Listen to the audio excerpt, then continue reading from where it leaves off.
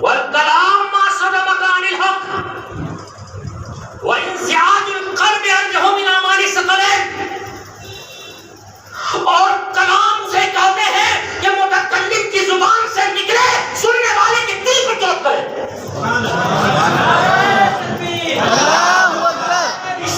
یا رسول اللہ، یا علی، یا علی، اللہ اکبر.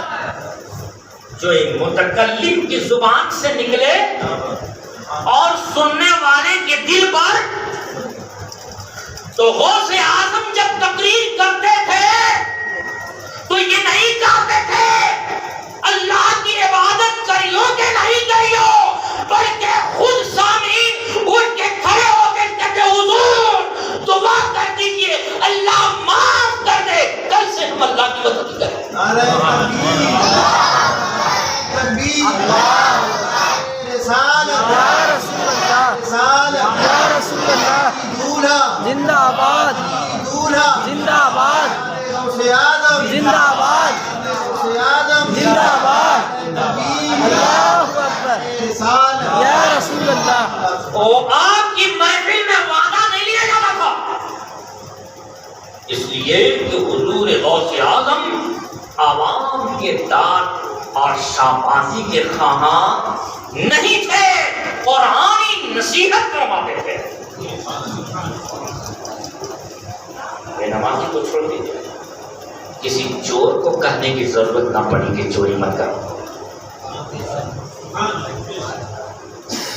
چور آیا چوری کرنے کی نیت سے، چور چوری کرنے کی نیت سے آیا، اب دال بن کر نکل رہا. قد جاءتکم موعظۃ من ربکم. اے لوگو، یہ قرآن تمہارے رب کی طرف سے نصیحت ہے، اور نصیحت اسے کہتے ہیں جو دل کو نرم اور ملائم کرے. اور جب دل نرم اور ملائم ہو جائے گا وَشِفَاءٌ لِمَا فِي الصُّدُورِ. جب دل نرم ہو جائے گا تو اب قرآن کہتا ہے کہ یہ قرآن شفا ہے جو کچھ تمہارے سینوں میں ہے، جو کچھ تمہارے سینوں میں ہے. کیا؟ مخالفت. تو زکات نہیں دیتا بخیل، روگ ہے صدور کا. یہ تمہارے دل میں روگ ہے ریا، دکھلاوے کا. تمہارے دل میں روگ ہے حب مال کا، تمہارے دل میں روگ ہے حب دنیا کا. تو یہ قرآن جب تمہارے دل کو نرم کر چکا تو اب سینوں میں جو روحانی امراض ہیں، شفاء لما فی الصدور، جو کچھ تمہارے سینوں میں بیماری ہے اس کے لیے یہ قرآن شفا. سائنس کے طالب علموں کو 5ویں کلاس سے سائنس کا مشق کرایا جاتا ہے. وہ جو لکڑی کا برادہ ہوتا ہے، لکڑی کاٹی جاتی ہے تو جو برادہ گرتا ہے، اس برادے میں لوہ چون ملایا جاتا ہے. لوہ چون جس کو انگلش میں کہتے ہیں آئرن فائلنگس. اور اس کے بعد طالب علم کو کہا جاتا ہے کہ برادہ کو الگ کر دو، لوہ چون کو الگ کر دو. اب بتائیے کہ وہ ایک سٹ چپکانے والی چیز جب برادہ میں ملا دیا گیا تو اب برادے سے وہ الگ ہو سکتی ہے؟ تو وہاں سائنس بتاتا ہے کہ میگنیٹ لے لو اور اس میگنیٹ کو برادہ میں چلاؤ تو جو آئرن فائلنگس ہے میگنیٹ اس کو کھینچ لے گا، برادہ رہ جائے گا. برادہ انسانی سماج لکڑی کا برادہ ہے، قرآن میگنیٹ ہے.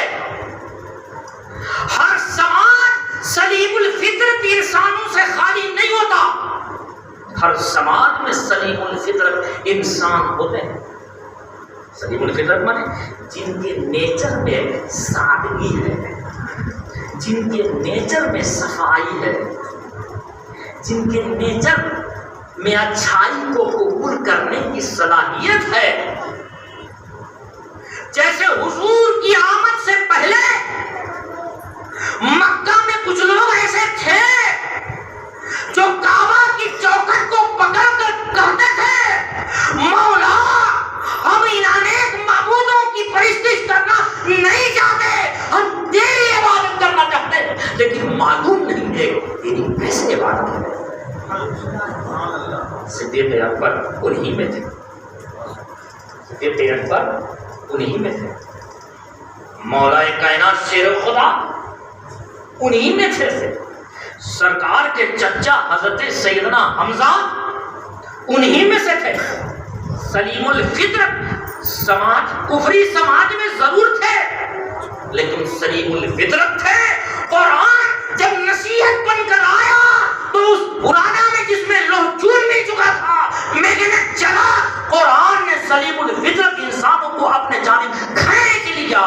قد جات کو موعظۃ رب، سلیم الفطرت انسانوں کو کھینچ لیتا. قرآن کہتا ہے خدا، چار چیز یہاں بیان کیا قرآن کی چار چیزیں بیان کیا قرآن نے.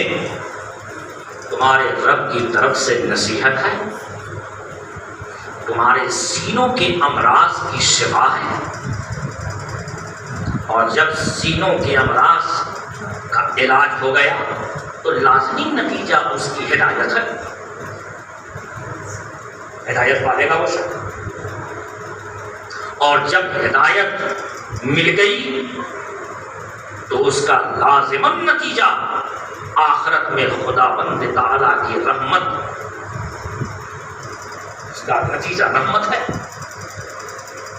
تو قرآن کو ہم نے نصیحت کے لیے استعمال کرنا چھوڑ دیا. مسلمانوں کا قرآن سے تعلق اور اس کا سب سے بڑا ذمہ دار عوام نہیں، ہم ہیں. ہم نے قرآن کا ترجمہ مسلمانوں کو سنانا چھوڑ دیا.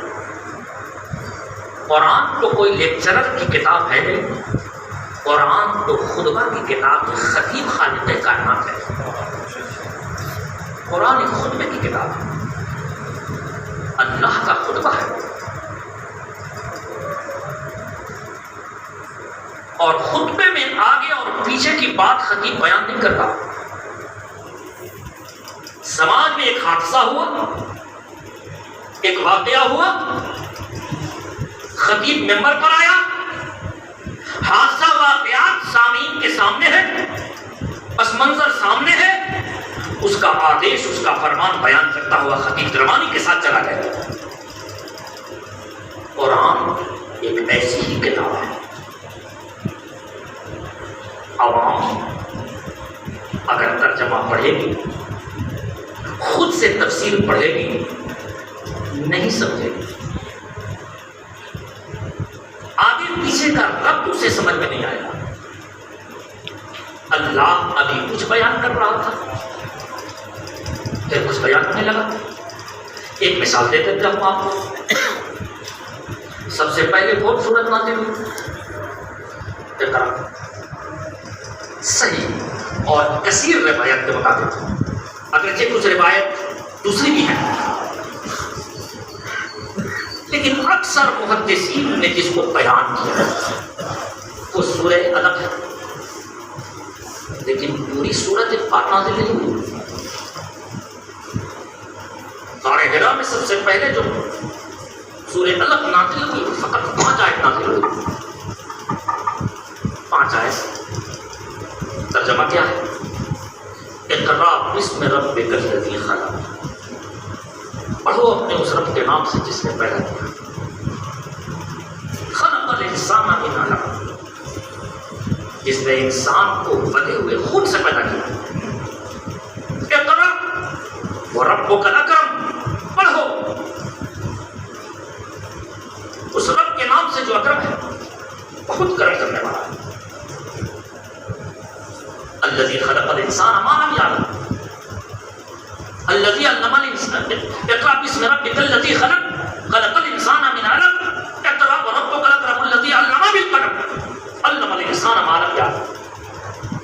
نے انسان کو سکھایا جو وہ نہیں جانتا تھا، 5 آیتیں۔ اس کے بعد بہت دن تک قرآن نازل نہیں ہوا، اور جب نازل ہوا بھی تو سورہ مدثر نازل ہوئی۔ سورہ مدثر کی 4 آیتیں نازل ہوئی۔ سورہ مدثر کے بعد سورہ قلم کی آیتیں نازل ہوئی، اور پھر اس کے بعد علم الانسان ما لم یعلم کے بعد کلا ان الانسان لیطغی، ہرگز نہیں، بے شک یہ انسان سرکشی اختیار کر چکا۔ کیا رب سمجھ میں آئے گا پہلے 5 آیت سے اس آیت؟ ابھی اللہ بیان کر رہا تھا کہ انسان کو اللہ نے علم دیا، تعلیم دیا تو وہ نہیں جانتا تھا، پھر ہو رہا اللہ ہرگز ایسا نہیں، ان الانسان لیطغی، یہ انسان سرکشی اختیار کر چکا۔ کیا مطلب؟ اوپر کا کیا رب اور راہ اس تک میں اس نے اپنے آپ کو بے نیاز سمجھ رکھا۔ اِنَّ إِلَىٰ رَبِّكَ الرُّجْعَىٰ، سن لو اپنے رب کی طرف میں لوٹنا ہے، کوئی رب نہیں سمجھ میں آ رہا۔ اب عام مسلمان اگر خود قرآن کی تلاوت کر کے ترجمہ بھی پڑھ لیتا ہے، قرآن کے کنارے حاشیہ پر دی ہوئی تفسیر بھی اگر پڑھ لیتا ہے، سمجھ میں نہیں آئے کیا ربط ہے آیتوں کا آپس میں؟ سمجھ میں اس لیے نہیں آئے گا کہ قرآن لیکچرر کی کتاب نہیں ہے، تھیوری میتھڈ کی کتاب ہے، اصول کی کتاب ہے، قرآن اصول بتاتا ہے، خطبے کی کتاب ہے، اللہ خطیب ہے، مخاطب اول قریش ہیں، مخاطب قریش ہے، آگے پیچھے قریش کو معلوم ہے، وہ سمجھ جاتے تھے کہ قرآن کیا کہہ رہا ہے، وہ قرآن سمجھ جاتے تھے۔ اللہ کے رسول نے کوہ صفا پر چڑھ کر سب سے پہلے جب لوگوں سے مطالبہ کیا بولو لا الہ الا اللہ، تو مکے میں ہنگامہ برپا ہو گیا۔ کیا کہہ دیا تھا حضور علیہ الصلوۃ والسلام؟ فقط یہی تو کہا تھا اللہ کے سوا کوئی معبود نہیں۔ پورے مکے میں ہنگامہ مچ گیا، ابو لہب آگ بگولا ہو گیا، تب لگا یا محمد، اے محمد برباد ہو جاؤ تو معاذ اللہ اعتدال۔ لہٰذا جمع نہ کرو، ہم لوگوں کو اسی لیے جمع کیا تھا، شورش برپا ہو گئی۔ فقط میرے آقا نے اتنا فرمایا تھا، کہہ دو لا الہ الا اللہ۔ آپ نے غور کیا کیا کر دیا تھا اللہ کے رسول نے؟ ان کی زندگی کی کس کائے کو پلٹ دیا تھا؟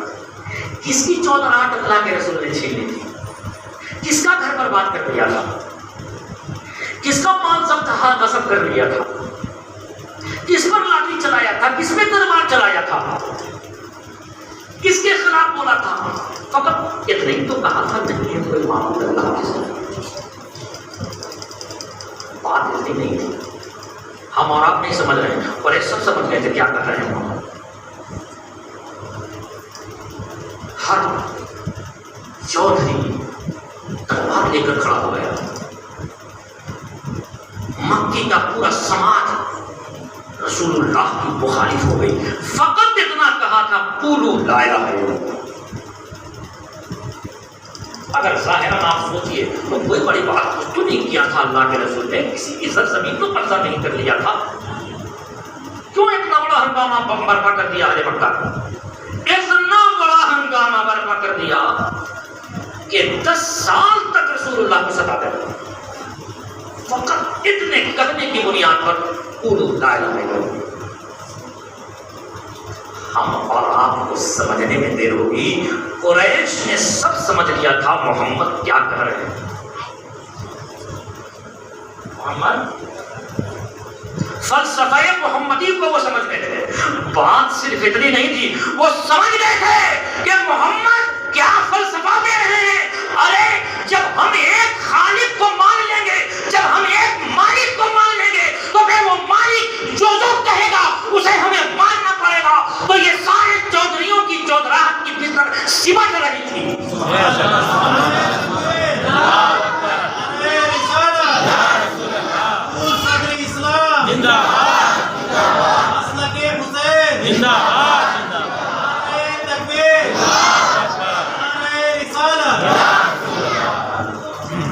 میرے آپ کے سمجھنے میں دیر ہوگی. قریش نے تو بہت جلدی سمجھ لیا تھا، ورنہ اگر فقط اتنی بات ہوتی اتنا ہنگامہ کرنا نہیں ہوتا. ذرا غور کیجیے، آنکھیں پھٹی رہ جائیں گی. اتنی بات کہنے کی بنیاد پر 10 سال تک رسول اللہ کو سلایا، جس کی کوئی مثال نہیں، جس کی کوئی. تو 4 نے ایمان لایا. کیسی بربریت ان کے ساتھ کی گئی. خباب ابن عارت لوگوں کے ظلم سے پریشان ہو کر اللہ کے رسول کعبے کے سائے میں آرام فرما تھے. خباب ابن عارت پہنچ گئے، کہا یا رسول اللہ اب بھی وقت نہیں آیا، اللہ کی طرف سے کوئی کرشمہ رونما ہو. یا رسول اللہ میری پیٹھ دیکھیے چل رہی ہے. تب تک پیڑ پر بٹھا کر کافروں نے ہمیں اس طرح مارا. یا رسول اللہ اب بھی وقت نہیں آیا. اللہ کے رسول اٹھ کر بیٹھ گئے. فرمایا خباب کچھ جلدی تو نہیں مچا رہے ہو تم سے پہلے نبیوں پہ ایمان لانے والے کو 20 سر کے پیٹ اور رکھ کے درمیان سے چیر دیا گیا. لوہے کی کنگھی بدن پہ چلا کر گوشت کو کھرچ دیا گیا. تمہارے ساتھ تو ایسا نہیں ہوا. ایسے مزہ نہیں. فقط وہ صفا پر چڑھ کے ایک اعلان کیا تھا. وہ کفار مکہ سمجھ رہے تھے محمد کیا کر رہے ہیں. بہت بڑا فلسفہ محمد میں لا الہ الا اللہ. آج بھی کفار کی یہی پہچان، لا الہ الا اللہ سے قیامت پر باہر تو روح نکلتی ہے فقط لا الہ الا اللہ سے. زبان پہ کبھی اٹھ کے زبان پہ چڑھ نہیں سکتا لا الہ الا اللہ. اس لیے کہ وہ سمجھ رہے تھے، ابو جہل سمجھ رہا تھا محمد کیا کر رہے، ابو لہب سمجھ چکا تھا محمد کیا کر رہے. اس لیے کہ یہ مان لینے کا فلسفہ ہے. جب ایک خالق ہے، ایک مالک ہے، تو پھر وہ جو کہے گا. تو ابھی بہت بڑا پٹارا ہے محمد کے پاس، وہ سب سمجھ گئے. افسوس آج مسلمان نہیں سمجھ پا رہا ہے کہ قرآن کیا کہا. قرآن کیا کہا؟ تو ہم نے 3 چیزوں کے، اب یہ میرا ارادہ ہے، میرا شوق ہے. ابھی تو ریوا آنے کا کوئی ارادہ نہیں تھا، کسی وجہ سے آ گئے. ایک شوق ہے کہ وہی میں محفل سما قائم کروں گا جو رسول اللہ نے مسجد نبوی میں قائم کیا تھا، اور قرآن کو آگے رکھ کے سناؤں گا جس طرح رسول اللہ نے سنایا. سبحان اللہ. بس ایک روایت آپ کے سامنے پڑھوں. عبداللہ ابن مسعود کی ایک روایت ہے. حضور علیہ السلام نے حضرت عبداللہ ابن مسعود سے فرمایا عبداللہ قرآن سناؤ. عبداللہ ابن مسعود نے فرمایا یا رسول اللہ قرآن تو آپ پر نازل ہوا، آپ کو سننے کی کیا ضرورت. فرمایا دوسرے سے سننے میں جو لطف ہے وہ خود میں لطف نہیں ہے، میں چاہتا ہوں تم سے سنوں. حضرت عبداللہ ابن مسعود صحابہ کرام کی مجلس میں بیٹھیے. बादब थे सहाबे किराम, हुजूर की मजलिस में बैठते थे, उसकी मिसाल दी गई है कअन्ना अला रूसिहिम तैर। सहाबे किराम हुजूर की मजलिस में इस तरह बैठते थे कि जैसे सरों पर परिंदे बैठे हुए, जहां डोले परिंदा उड़। ऐसे शख्स जिसके सर पर परिंदा बैठा है वो अपने आप को एक कैसे साकिन और एकदम कायम रखता है कि थोड़ा सा हिलूंगा तो मेरा परिंदा। बस ऐसे ही सहाबे किराम बैठते थे हुजूर की मजलिस में, इतने बादब थे मेरे सहाबे, हुजूर के सहाबे किराम। हज़रत अब्दुल्लाह इब्न मसूद रज़ियल्लाहु ताला अन्हु ने सूरह निसा की तिलावत शुरू फरमाई और जब आयत नंबर 41 पर पहुंचे, फ़कैफ़ इज़ा जिअना मिन कुल्लि उम्मतिन बिशहीदिन व जिअना बिका अला हाउलाइ शहीदा। बोलो कैसा वक्त होगा या मोहम्मद, वो फ़कैफ़ इज़ा जिअना मिन कुल्लि उम्मतिन बिशहीद। मोहम्मद ए महबूब बोलो कैसा होगा वो वक्त जब हर उम्मत को उसके गवाह नबी के साथ हम बुलाएंगे, अपनी बारगाह में हाजिर करेंगे। वजिना बिका अला हाउलाइ शहीदा। और ए मोहम्मद जब हम आपको आपकी उम्मत के लिए गवाह बनाकर अपनी बारगाह में हाजिर करेंगे। अल्लाह के रसूल पर हस्बुक हस्बुक अब्दुल्लाह बंद करो, स्टॉप, रुको रुको, हस्बुक काफी है, काफी है। हस्बुक माने काफी काफी, रुक जाओ। हजरत अब्दुल्लाह इब्न मसूद रज़ियल्लाहु ताला अन्हु ने जब अपनी नजर उठाकर रसूलुल्लाह के चेहरे अक़दस को देखा तो रसूलुल्लाह ज़ारो कद्दार हो रहे थे। क्यों? क्या फरमा रहा है? ए मेरे नबियों, अपनी जिम्मेदारी को समझो। हर उम्मत पर उसके नबी को हम गवाह बनाकर अपनी बारगाह में हाजिर करेंगे और पूछेंगे, ए नबी बोलो मेरा पैगाम अपनी उम्मत को पहुंचा दिया था कि नहीं? और ए मोहम्मद सल्लल्लाहु अलैहि वसल्लम आपसे भी हम पूछेंगे। अपनी जिम्मेदारी को वो रसूल मुअज़्ज़म याद कर कर ज़ारो हो रहे थे। क्या तालीम दी मेरे नबी ने? अपनी जिम्मेदारी को मुसलमान समझो, अपनी जिम्मेदारी को याद कर कर वो इमामुल अंबिया, वो सय्यदुल अंबिया, वो खुदा का राजदुलारा, वो खुदा का सबसे कायनात में प्यारा और महबूब ज़ारो कतार हो रहा है। कुरान पढ़ के कभी हमें भी रोना नहीं। कुरान को तो हमने 3 चीजों के लिए खास कर लिया, बगैर से सलाम सवाब तिलावत, बगैर से इसाले सवाब और बगैर से जानकर वो निकलवाने के लिए। और इसमें सबसे बड़ी जिम्मेदारी हमारी यानी वो रवायती हमने कौम की आदत लगा। कुरान तिलावत करो, सवाब इतना है। हमने सवाब में सिर्फ तकरीरें की है नहीं, वलक़द यस्सरनल कुरआन लिज़िक्र फहल मुद्दकिर। सूरह क़मर की आयत है। बार इस आयत में अल्लाह ताला ने फरमाया है वलक़द यस्सरनल कुरआन लिज़िक्र, हमने नसीहत हासिल करने के लिए कुरान को आसान बना रखा है। फहल मिन मुद्दकिर, है कोई नसीहत हासिल करने वाला? कुरान दिल को नरम करता है। कुरान जिसके बारे में अल्लाह ने फरमाया, बताइए हज़रत मूसा का वो वाक़या याद कीजिए। फरमाया अरिनी अंजुर इलैक, मौला तुझे देखना चाहता हूँ। फरमाया बंदर मूसा आप मुझे नहीं देख सकते, वलाकिन अंजुर इलल जबल फ़इन इस्तक़र्र मकानहु फसौफ़ तरानी। हाँ, उस पहाड़ पे जाओ, कोहे तुर पर, उस पहाड़ पर मैं अपने ज़ात की तजल्ली ज़ाहिर करूँगा। फ़इन इस्तक़र्र मकानहु, अगर वो पहाड़ अपनी जगह साबित रहा, फसौफ़ तरानी, तब तो मुझे देख सकोगे। क्या हुआ? मशहूर वाक़या اللہ نے جب اپنے ذات کی تجلی کو پور پر ظاہر فرمائے تو ہوا کیا؟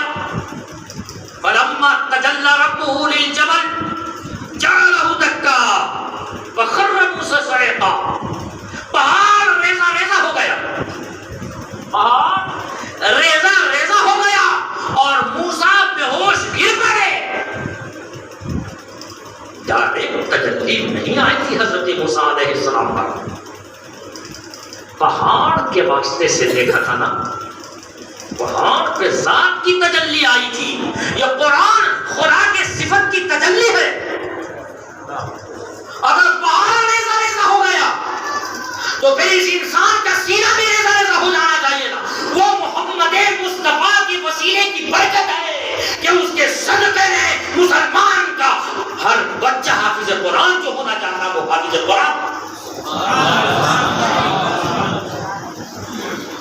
قرآن دل کو ملائم کرتا ہے۔ قرآن دل کا، ہم نے نصیحت کے لیے قرآن کو، ہماری کوئی بھی محفل آج نہیں ہوتی قرآنی جس کا محفل نام دیا گیا مجسمہ۔ مسجد نبوی میں بھی محفل سما ہوتی تھی، وہی محفل سما جو حضرت عبداللہ بن مسعود سے کروایا رسول اللہ، قرآنی محفل سما۔ حضور پر قرآن نازل ہوا لیکن صحابہ سے حضور قرآن سنتے تھے، قرآن سنا۔ یہ قرآن تو ایک انقلابی کتاب ہے، انقلاب پر بار کر دیا کائنات میں، جیسا کہ شروع میں آپ سے عرض کیا انقلاب، کیا قرآن ہماری زندگی کے کسی گوشے میں انقلاب برپا کیا، کوئی تبدیلی لائی؟ کوئی قرآن تو ہم پڑھتے نہیں، قرآن کو کچھ سنانے والا ہے ہی نہیں، تو قرآن کو ترجمہ سنائے، قرآن کی تفسیریں سنائے، قرآن ہر نفس کے لیے شفا ہے۔ یہ تو قرآن کا معجزہ ہے، جسمانی امراض کے لیے بھی شفا ہے اور روحانی امراض کے لیے بھی شفا ہے۔ رحمتوں برکت کی بارش نازل کروانے کا اللہ تعالیٰ سے قرآن ایک بہترین ذریعہ ہے، لیکن مقصد اول قرآن کا نصیحت۔ غوث اعظم قرآنی نصیحت کرتے تھے، روایت ہے ایک قاری مقصود تھا غوث اعظم کی بارگاہ، وہ تلاوت کرتے تھے قاری، غوث اعظم ادھر تفسیر سناتے تھے، وہ کلام کرتے تھے۔ یہ جو فرق میں نے بیان کیا، جب غوث پاک نے یہ جواب دیا تھا شیخ حماد کو، تو شیخ حماد نے فرمایا یا عبد القادر انت سید العارفین، اے عبد القادر تم اہل معرفت کے سید ہو، تم اہل معرفت کے سردار ہو۔ اس لیے اولیاء کرام نے بیان کیا، شیخ عبد القادر جیلانی جب منبر پر خطاب کرتے ہیں، کلام کرتے ہیں، تو ایک ہاتھ میں بحر شریعت رکھتے ہیں، ایک ہاتھ میں بحر معرفت رکھتے ہیں۔ کبھی اس میں غوطہ لگا کے سامعین کے درمیان موتی بکھیر دیتے ہیں، تو کبھی شریعت کی موتی بکھیرتے ہیں اور کبھی معرفت کی موتی بکھیرتے ہیں۔ یا رسول اللہ، یا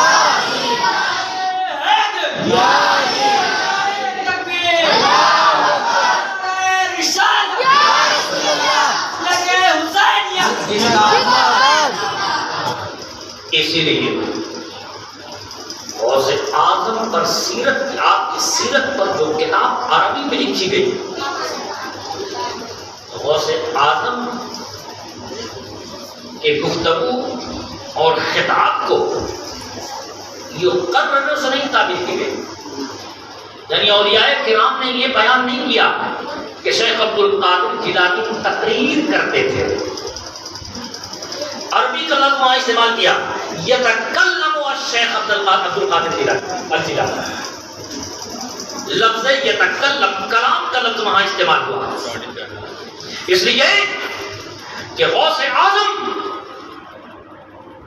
عطا رسول سلطان الہند خواجہ معین الدین محبوب الہی نظام الدین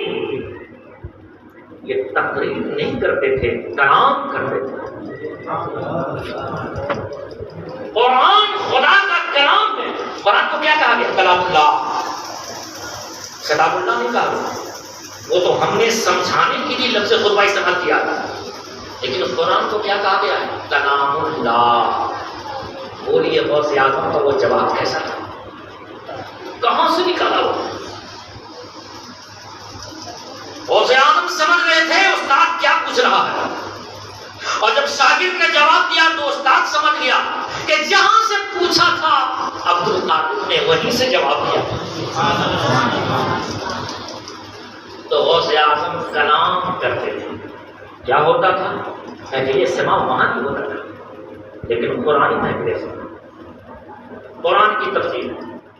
تو غوث اعظم نے کبھی بھی مطالبہ نہیں کیا نماز پڑھی ہو کہ نہ پڑھی ہو، زکوٰۃ دی ہو کہ نہ دی ہو، حج کری ہو کہ نہ کری ہو۔ ڈکیتوں کو کبھی نہیں کہا ڈکیتی مت کرو، غوث اعظم نے چوروں کو کبھی نہیں کہا چوری کرو۔ کیوں؟ اجاد کو موعظۃ من ربک۔ وہ قرآنی نصیحت کرتے تھے تو پوچھنے اور وعدہ لینے کی ضرورت نہیں تھی، یہاں زبان سے کلام نکلتا تھا اور سیدھے جا کر کے دل پہ چوٹ کرتا تھا۔ کیا فرمایا غوث اعظم نے؟ الولایات ہینا۔ کیا فرمایا؟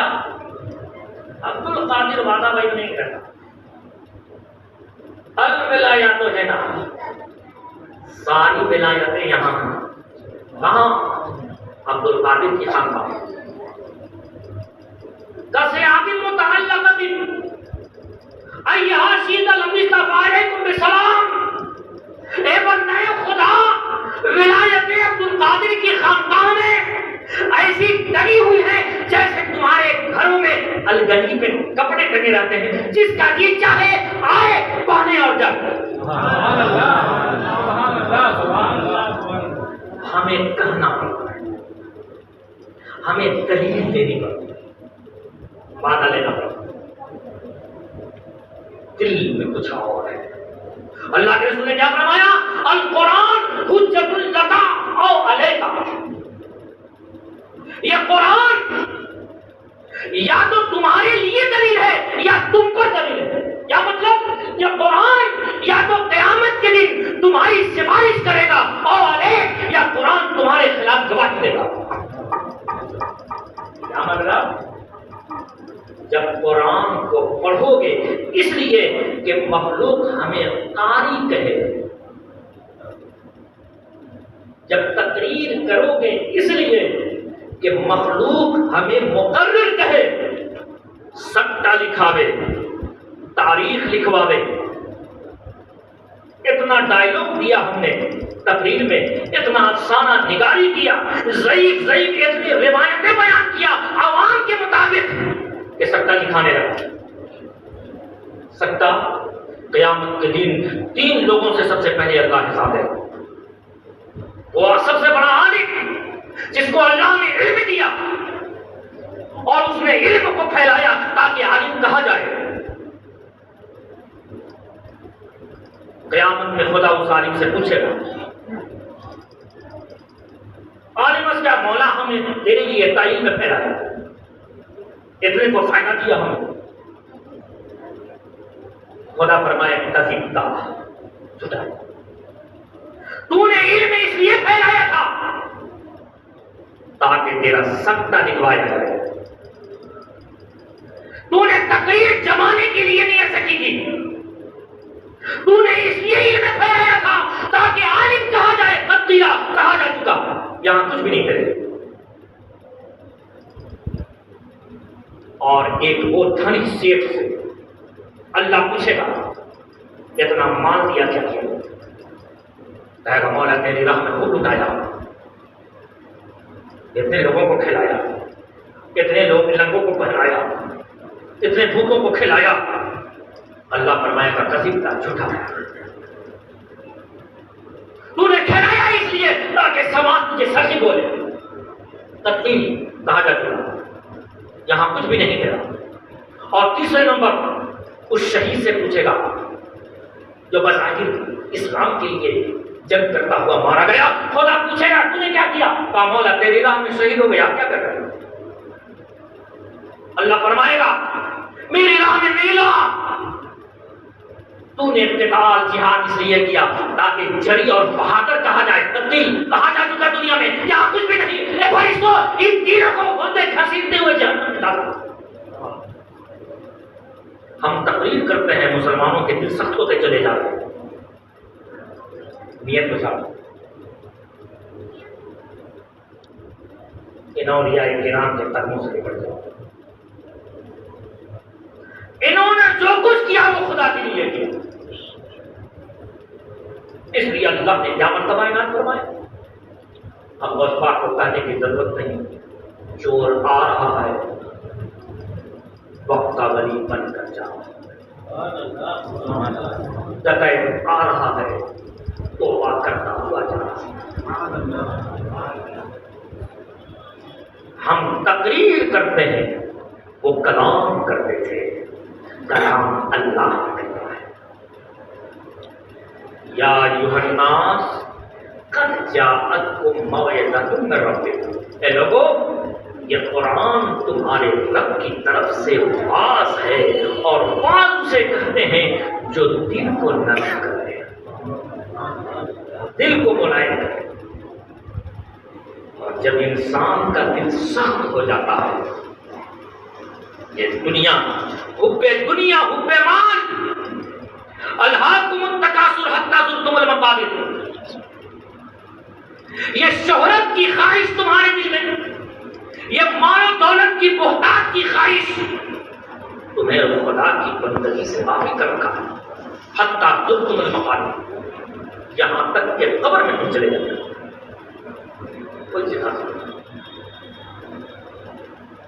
حتی زرتم المقابر۔ تو یہ ہے امراض صدور، امراض سینہ، اور جب یہ سخت ہو جاتا ہے تو انسان کے دل کے سختی کا مقابلہ کوئی پتھر بھی نہیں کر سکتا۔ خدا فرماتا ہے ثم قسد قلوبکم من بعد ذلک فہی کالحجارۃ او اشد قسوۃ، اے اہل کتاب، اے بنی اسرائیل، تمہارے دل سخت ہو چکے ہیں،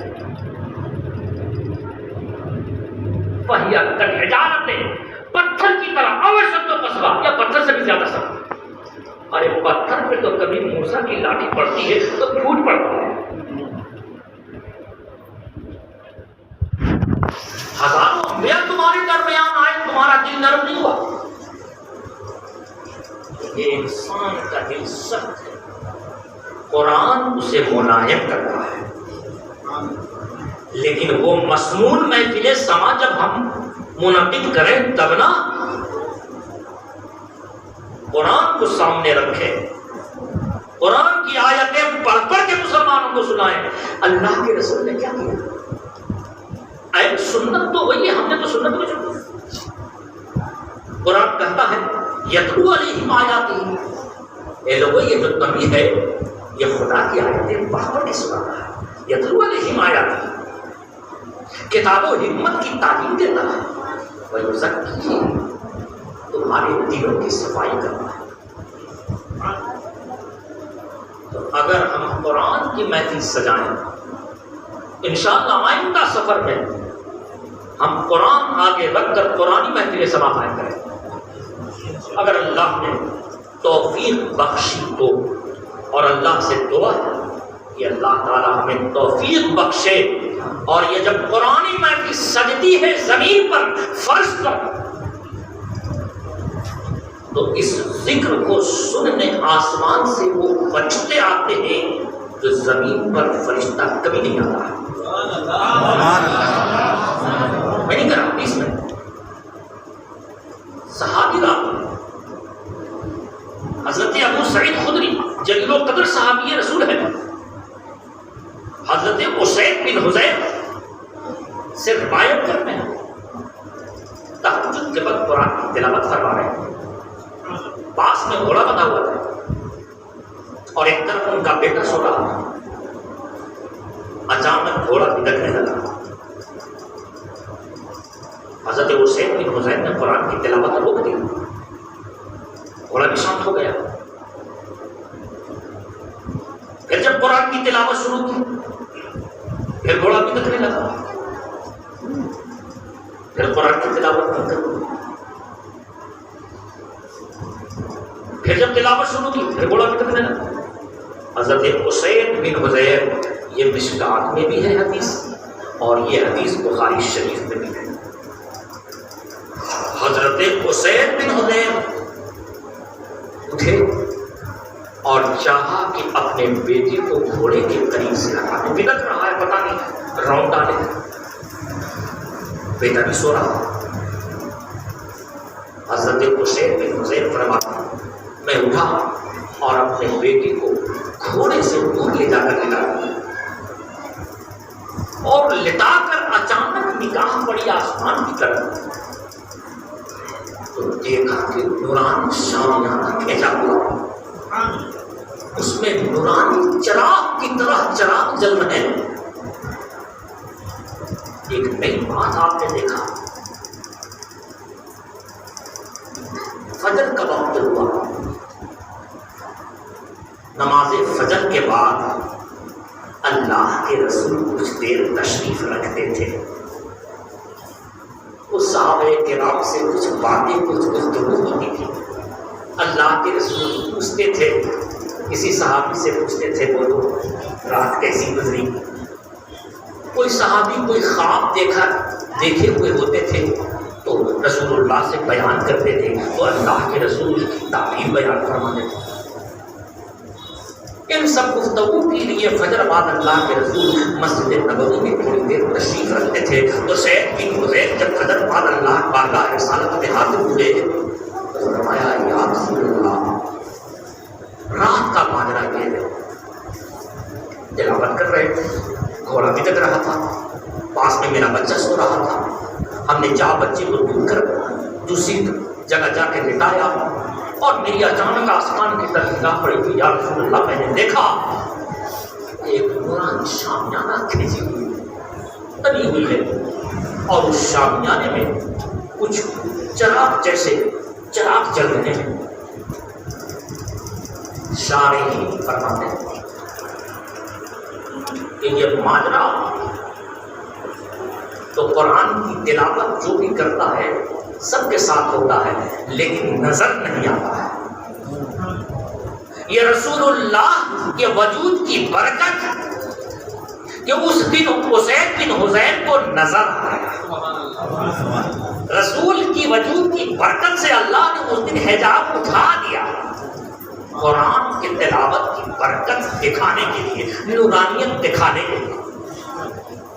جیسے کہ ایک حدیث پاک میں آیا ہے کہ اللہ کے رسول ایک انصاری صحابی کی تدفین میں گئے تھے اور واپسی میں حضرت عائشہ نے دیکھا کہ خوب تیز بارش ہوئی، اور جب اللہ کے رسول تشریف لائے حجرے میں تو حضرت عائشہ نے دیکھا رسول اللہ کو تو فرمایا یا رسول اللہ آپ کہاں تھے، اتنی تیز بارش ہوئی بھیگے نہیں؟ اللہ کے رسول نے فرمایا اے عائشہ تمہارے سر پر کیا ہے؟ حضرت عائشہ نے فرمایا یا رسول اللہ آج آپ کی تہبند مبارک کو ہم نے دوپٹہ بنا لیا ہے، آج آپ کی تہبند مبارک کو ہم نے اوڑھنی بنا لیا ہے۔ اللہ کے رسول نے فرمایا وہ میرے تہبند کی برکت ہے جو تمہیں نور کی بارش نظر آ گئی۔ اے عائشہ بارش ہوئی کہاں؟ اے عائشہ بارش ہوئی کہاں ہے؟ وہ جو تم نے دیکھا ہے وہ نور کی بارش سب کو نظر نہ آئی، تمہارے سر پر میری تہبند کی برکت ہے جو بڑی ہے تہبند تو تمہیں نظر آ گئی، بارش ہوئی کہاں؟ ایسے ہی شارحین فرماتے ہیں کہ قرآن کی تلاوت جب ہوتی ہے، قرآن کی محفل جب سجتی ہے، قرآن کی ترجمہ اور تفسیر اور ذکر مصطفیٰ، قرآن کیا ہے؟ ذکر مصطفیٰ، ذکر خدا۔ تو جب بھی ایسا ہوتا ہے یہ ماجرا ہوتا ہے نظر نہیں آتا، قاری قرآن کو سامعین قرآن کو نظر نہیں آتا ہے۔ وہ حسین بن حذیر کو نظر آ گیا رسول اللہ کی برکت، اللہ کے رسول نے جب سن لیا حضرت حسین نے فرمایا یا رسول اللہ کیا ماجرا تھا یہ مجھے کیا نظر آیا؟ اللہ کے رسول نے فرمایا یا حسین اقرا القرآن اقرا القرآن، اے حسین قرآن پڑھتے رہا کرو، قرآن پڑھتے رہا کرو۔ وہ تمہاری تلاوت کو سننے آسمان کے فرشتے آئے تھے جو کبھی بھی زمین پر نہیں آتے۔ اللہ نے ان آسمانی فرشتوں کو زمین کی طرف اس وقت بھیجتا ہے جب فرش پر کوئی قاری قرآن جب قرآن کی تلاوت پڑھا یہ قرآن کی محنت جب ہماری نیت پہ ڈپینڈ کرتا، نیت جب خالص رہے گی اللہ جانتا ہے آج میری نیت کچھ بھی نہیں اس کے سوا، ورنہ میں عذر نہیں کرتا۔ مجھے اس وقت ہاتھ میں تکلیف ہے لیکن آل رسول کی یہ عادت نہیں ہے دین کے لیے عذر کریں، کوئی عذر نہیں۔ جب زندگی اللہ کی دی ہے، جتنی طاقت ہے جتنا بنے گا کریں گے۔ عذر کیا کرنا ہے کہ طبیعت خراب ہے، درد ہے، یہ ہے وہ، یہ کیا کرے دین کے لیے؟ کوئی عذر نہیں۔ ہم نے دوسرے مسلک کے ایک عالم کو دیکھا کہ مرنے سے پہلے 4 روز تک اس نے قرآن سنایا، زبان میں طاقت نہیں، کام نہیں، تو ہم تو الحمدللہ اہل حق کیا ان کرنا؟ اگر دل سے پوچھیے میری تقریر کی طبیعت نہیں ہے، طبیعت خراب ہے، ہاتھ میں زبردست تکلیف، لیکن حافظ گل محمد قادری نے کہا جو 4 روز پہلے ابھی جناب شعیب قادری کے گھر میں عذر نہیں کرنا، اور دعا کرتا ہوں اللہ تعالیٰ کو یہ توفیق دے، عذر نہیں۔ سانس ہے نا، چلنے کی طاقت ہے نا، تکلیف ہزار ہے، بول تو سکتے ہیں نا، تو خدا کے لیے قرآن کی بولی بولنا ہے، اس میں کیا ہوتا ہے؟ کسی کو لوگ نہیں، اور خواجہ نے اللہ اکبر، خواجہ کی تاریخ ہے، صبح نکلتے تھے، شام میں واپس ہوتے تھے، پیر میں آپ پڑ جاتے تھے، صبح نکلتے تھے دیہات میں۔ خواجہ کے وصال کے بعد بہت زمانے تک آپ کے مزار پر کوئی نہیں جا پاتا، راستہ نہیں تھا، اتنا سنگلاخ راستے، اتنا دشوار گزار راستہ تھا جہاں خواجہ بن نواز کا مزار اقدس ہے۔ یہ تو مغل بادشاہ اکبر اور شاہجہاں لوگ آئے، ان لوگوں نے راستہ بنایا، مزار پہ جانے کے راستے پیر چھل جاتے تھے۔ اس وقت 850 برس ہو گئے تقریباً خواجہ بن نواز صبح نکلتے تھے، اتنے دشوار گزار راستے تھے، گاؤں میں جاتے ذکر مصطفیٰ کرتے کرتے، تبلیغ اسلام کرتے کرتے شام ہو جاتی تھی، پیر میں آبلے پڑ جاتے تھے، کیا کبھی انہوں نے عذر کیا؟ مصطفیٰ کا کلمہ پڑھا۔ وصال کے بعد لوگ مزار پہ نہیں جا سکتے، وہ مغل بادشاہوں نے یہ سب بنایا ہے، یہ شاہجہانی مسجد اور یہ اکبری مسجد اور آپ کے مزار تک جانے کا فائد راستہ اس زمانے تک راستہ تھا،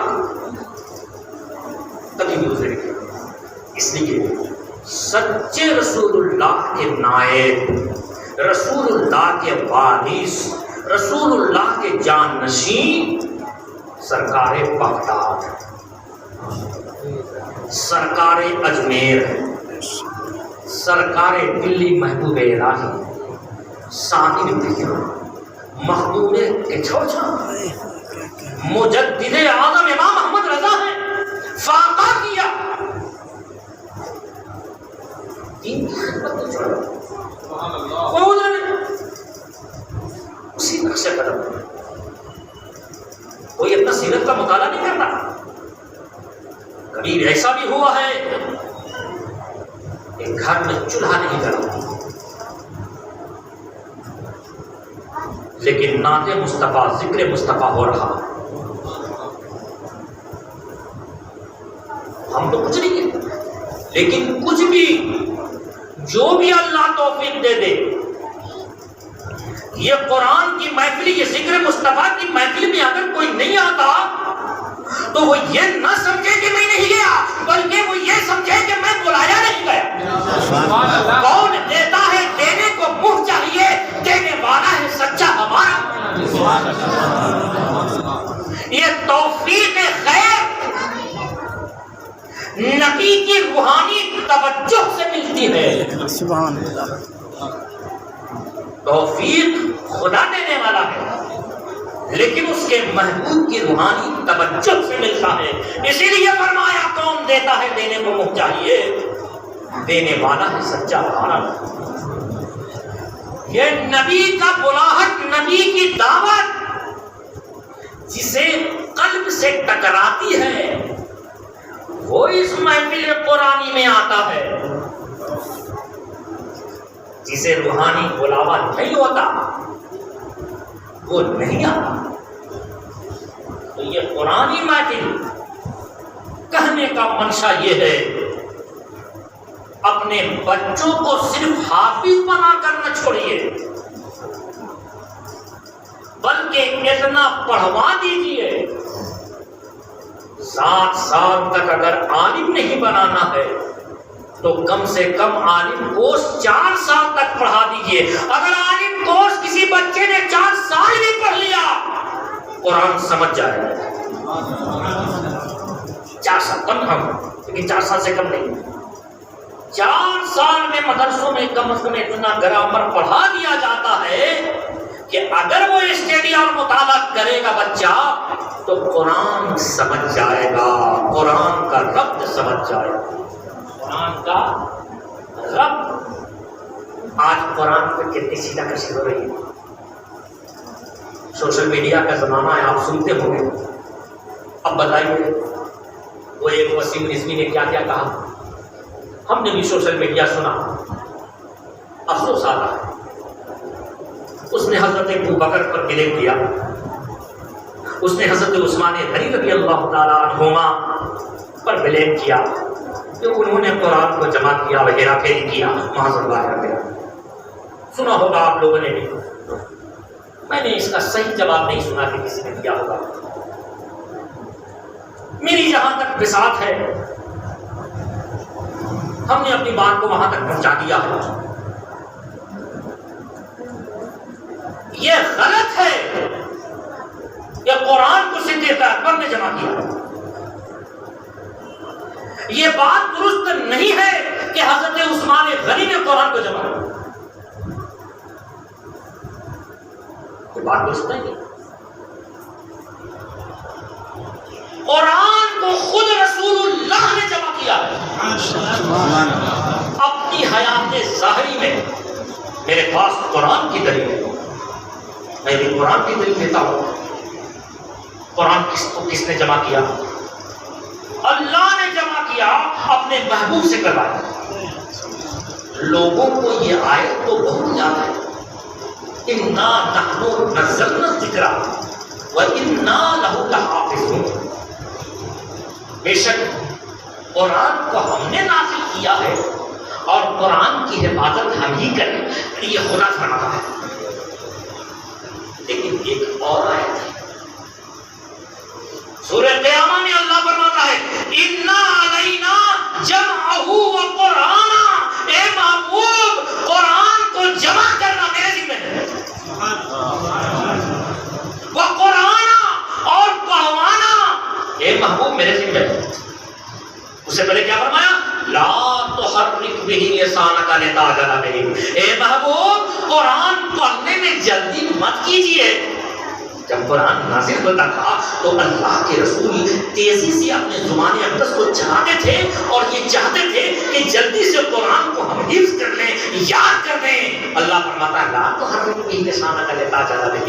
اے میرے محبوب اتنا جلدی مت کیجیے. ان علینا جمعہ و قرآن.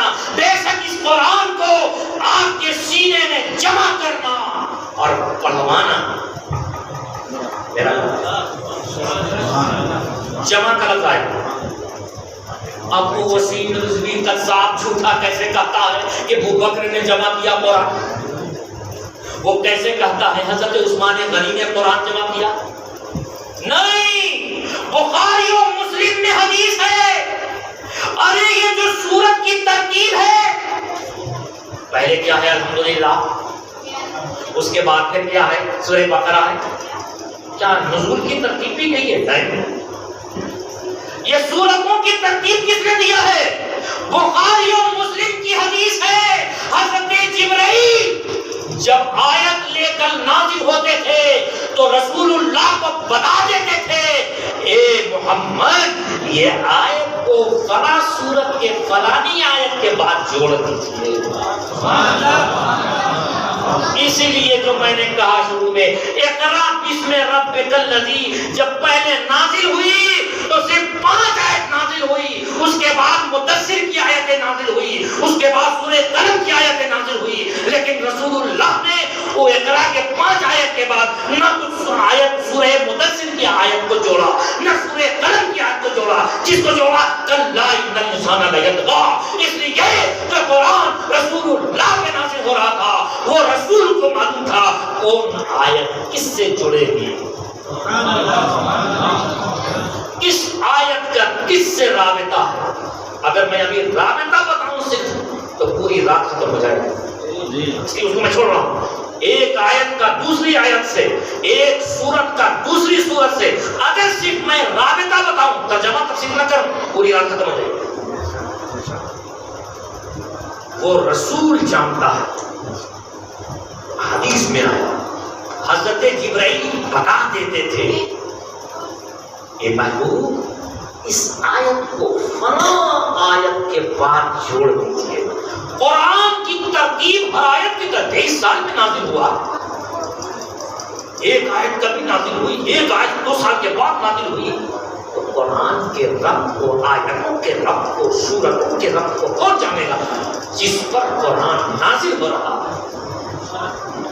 تو قرآن تو کہتا ہے کہ یہ جمع کرنا ہے، حفاظت ہی نہیں، قرآن کی ترتیب بھی اللہ کے ذمے میں ہے۔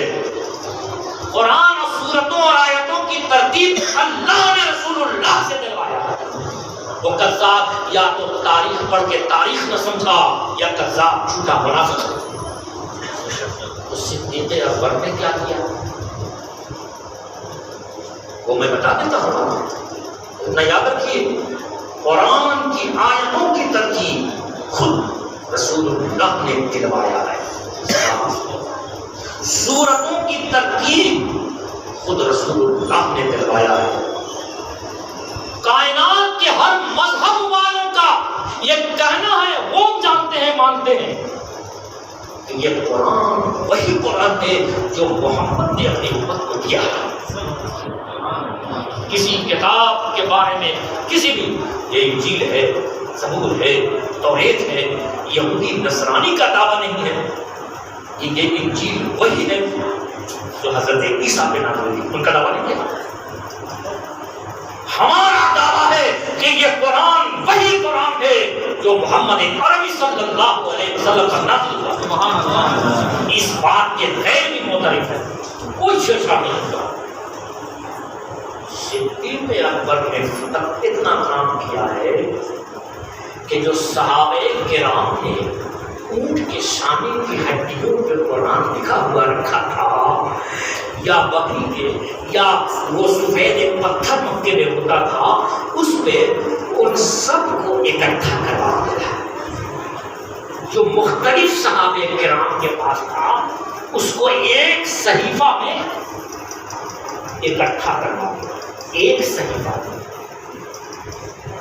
یہ حضرت سیدنا صدیق اکبر نے کام کیا، کوئی شرط نہیں، تاریخ حدیث ہے۔ اصل قرآن کا جمع تو خود رسول اللہ نے اپنے محبوب سے کروایا۔ کچھ حضرت عثمان غنی نے کیا کروایا؟ حضرت عثمان غنی نے چونکہ حضور جب قرآن کے نازل کا ابتدائی دور تھا تو قریش کے کئی قبیلے تھے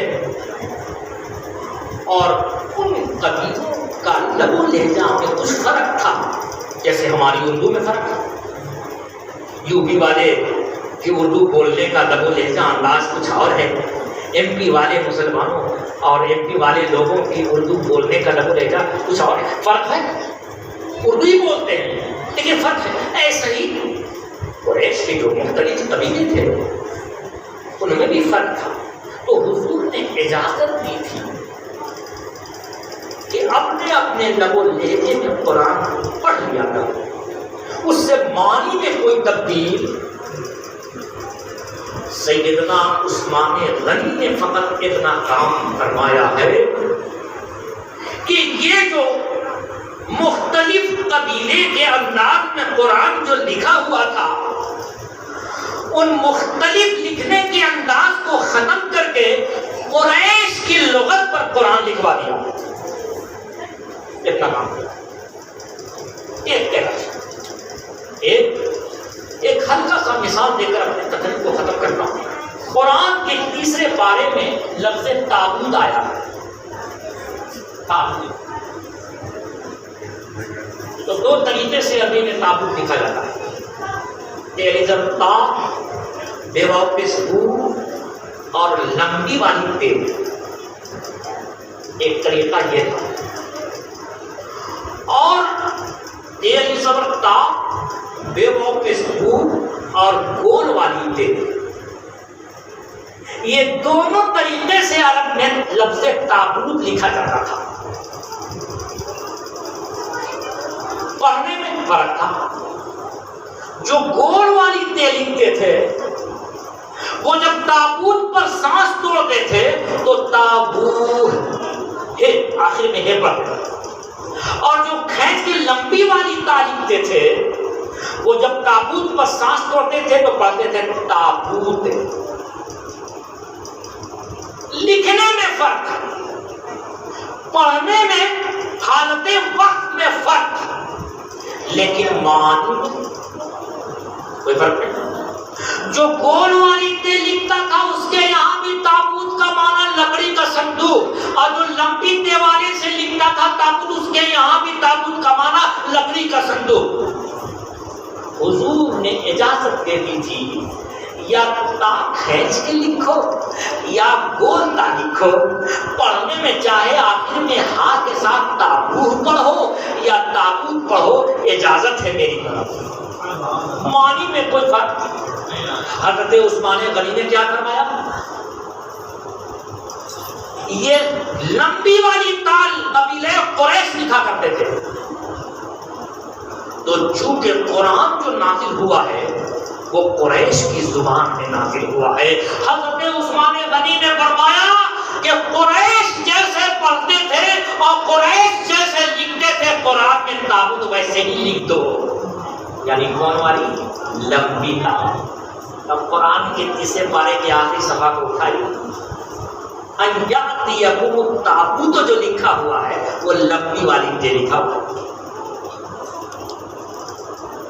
لیکن وہ کذاب یا جو بھی دنیا کا کذاب کہتا ہے کہ قرآن کو صدیق اکبر نے جمع کیا ہے یا قرآن کو سیدنا عثمان غنی نے جمع کیا ہے، وہ کذاب ہے، وہ بلیم کرتا ہے، وہ جھوٹا ہے۔ قرآن کی ترتیب خود اللہ نے اپنے محبوب کی زندگی ہی میں اپنے محبوب سے دلوا دیا،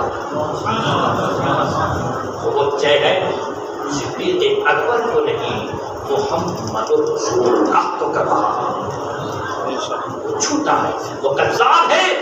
دنیا وہ چاہے عیسائی ہو، یہودی ہو یا ہندو دھرم ہو یا کسی بھی مذہب کا، جتنے بھی دنیا میں مذہب ہیں ان کے مورخین یہ مانتے ہیں کہ قرآن یہ وہی قرآن ہے جو محمد عربی نے اپنی امت کو دیا تھا، وہی قرآن۔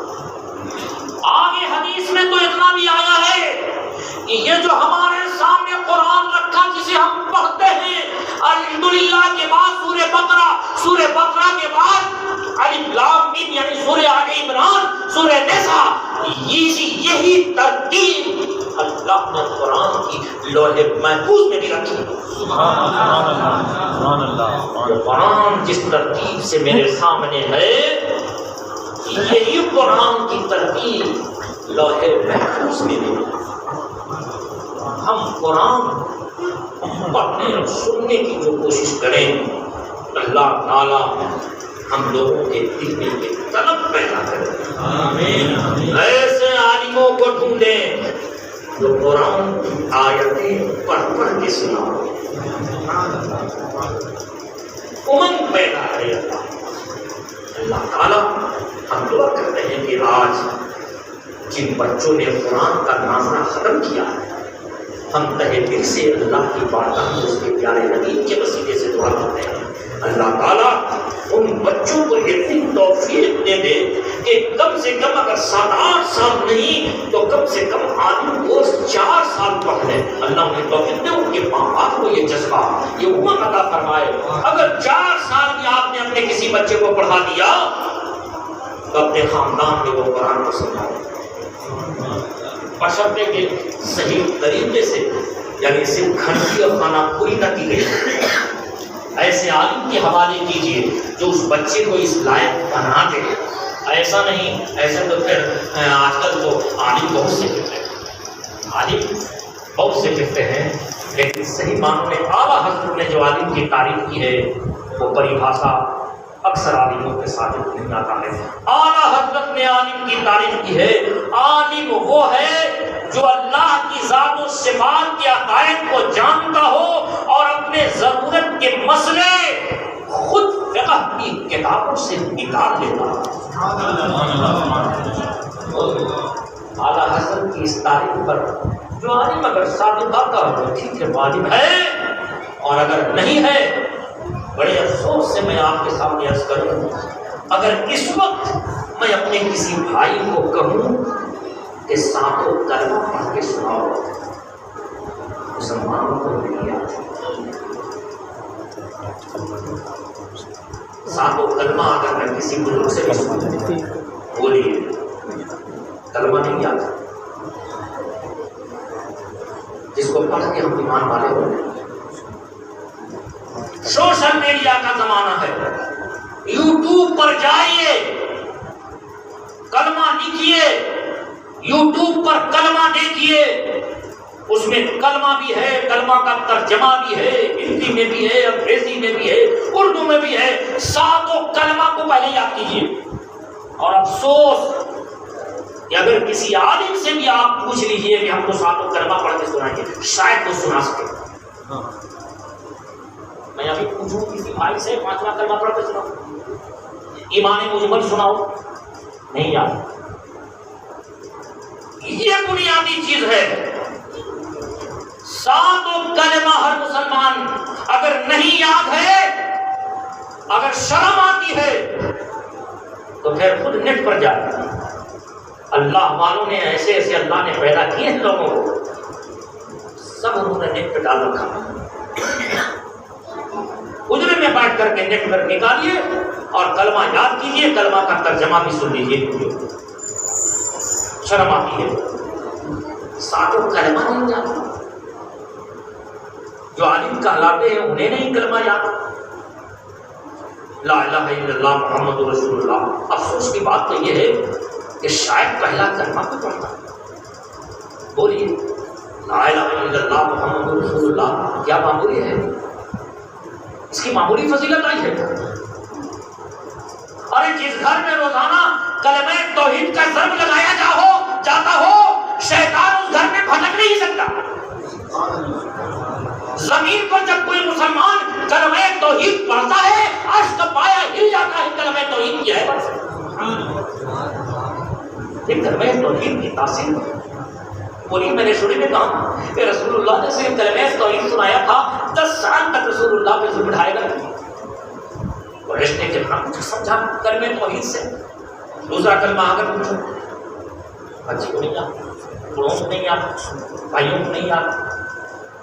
ساتوں کلمہ کو یاد کیجیے، عالموں کو ڈھونڈیے، قرآن کی آیتیں پڑھ پڑھ کے جو سناتا ہو، جتنے بھی اللہ توفیق دے، 2 آیت 4 آیت 5 آیت تو سنیے اللہ آپ کے دل کو نور سے بھر دے گا۔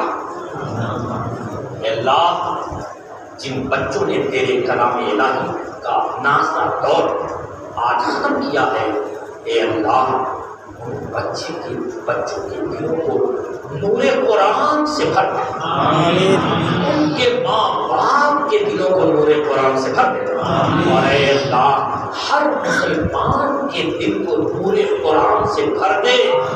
اللہ تعالیٰ اپنے پیارے حبیب کی محبت ہم لوگوں کے دلوں میں جاگزی فرمائے۔ آمین۔ وآخر دعوانا الحمدللہ رب العالمین۔